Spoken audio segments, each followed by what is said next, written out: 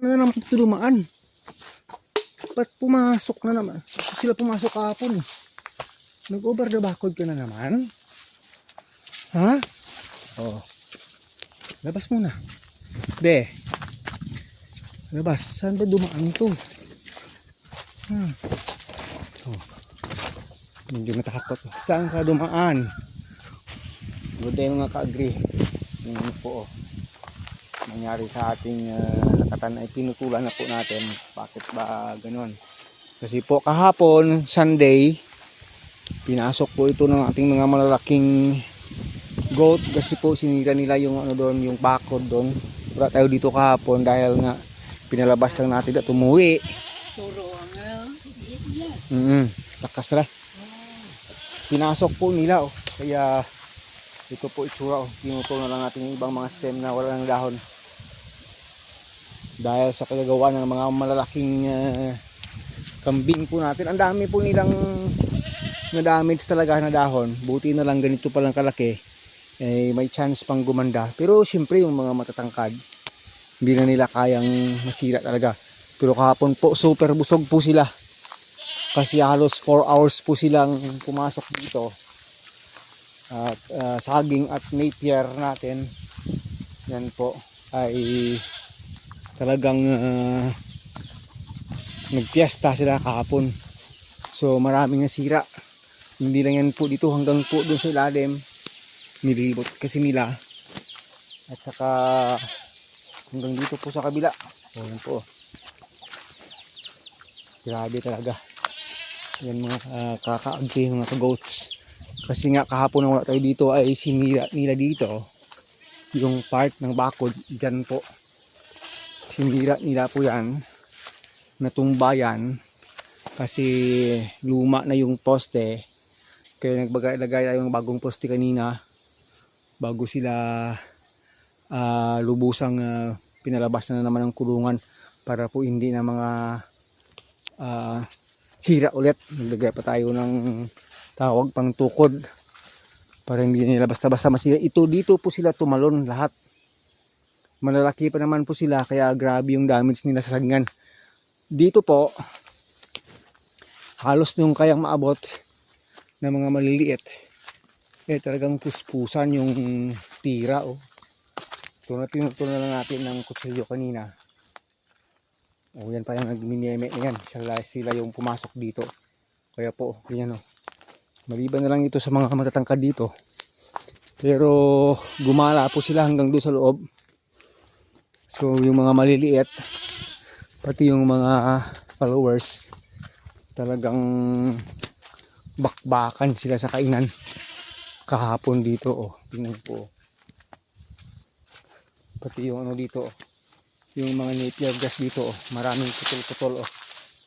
Yan po oh. Kasi pag nag-harvest tayo ng napier, pangkumpay hindi po ganyan. Hanggang sa ilalim po yan dito oh, grabe sila kabusog kahapon talaga. Sobra yung busog, doble yung kain oh. Hanggang dito oh. Hanggang dun. Grabe yung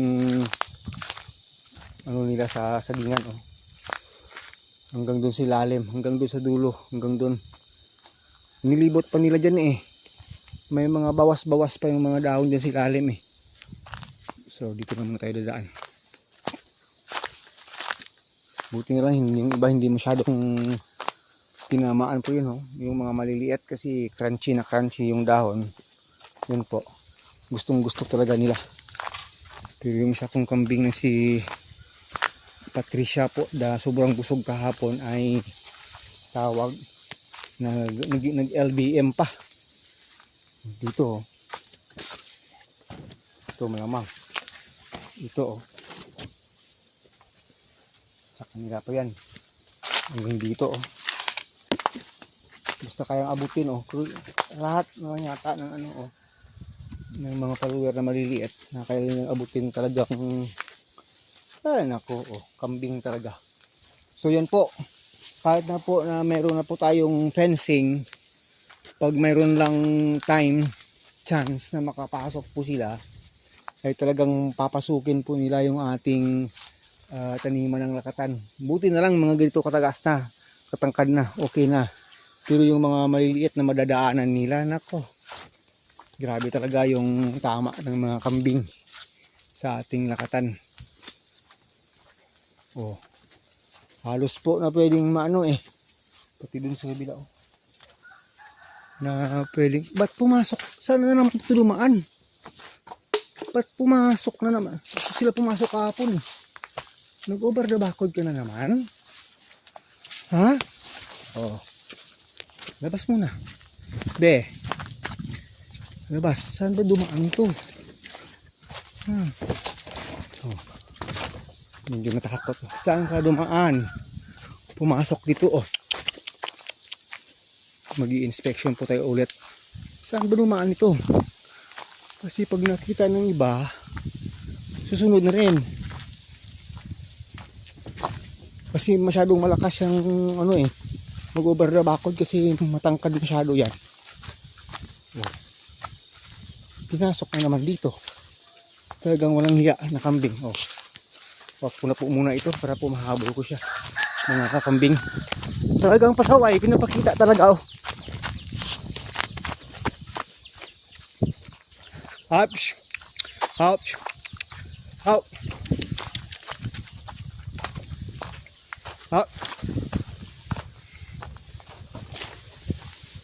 Ay talaga. Ay nakambing. Labasin ko dito.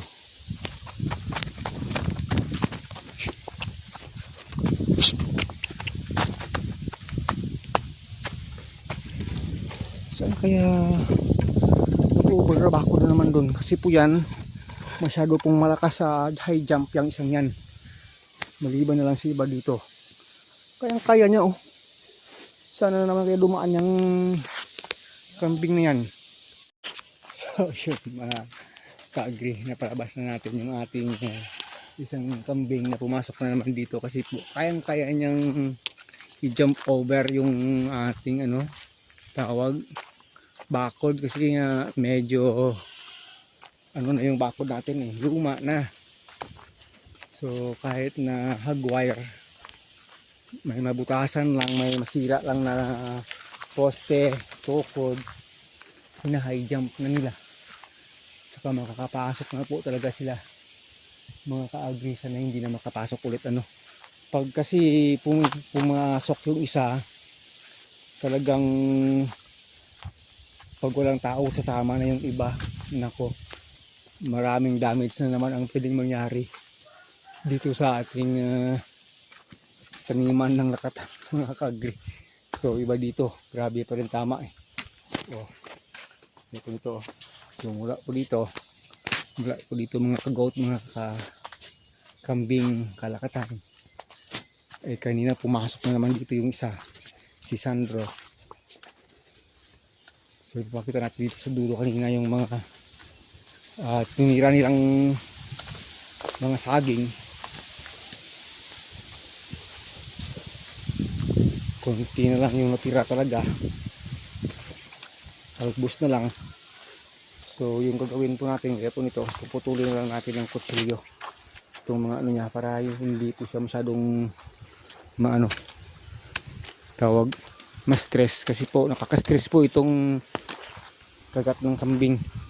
Pag ginayaan mo lang ganyan okay naman, makakabawi naman yung ating mga transplanted na replant, pero ang tagal yun po, grabe talaga oh. Replant na nga lang yan sa mga matatangkad di naman nila kaya, pero yung mga replant na ito na maliliit ay talaga kasi parang may virus itong kagat ng ano eh, ng kambing eh. Kaya mas maganda kung putulin na lang para mas mabilis lumago ulit eh. Ano oh. Grabe oh. Very bad talaga. Lalo ng isang yan oh. Yung back natin. Masyadong malakas sa talunan. Mamaya ay madidisiplina yan. Pag talagang papasok ito po siya oh. Yan oh. Napakalakas kasi lumundag patalunin yung bakod. Kasi napakahaba ng katawan at matangkal kasi.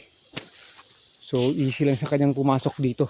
Sinira yan eh. Masasakyan nila yung bakod sa taas, pagputol ng poste sa ilalim, talaga pasok na sila dito. Kasi kahapon nakapasok, parang yummy daw sa dating sa kanila kasi marami silang nakain dito sa loob. Kaya parang naghahanap na naman ng butas na makakapasok itong isang kambing natin mga kaagri.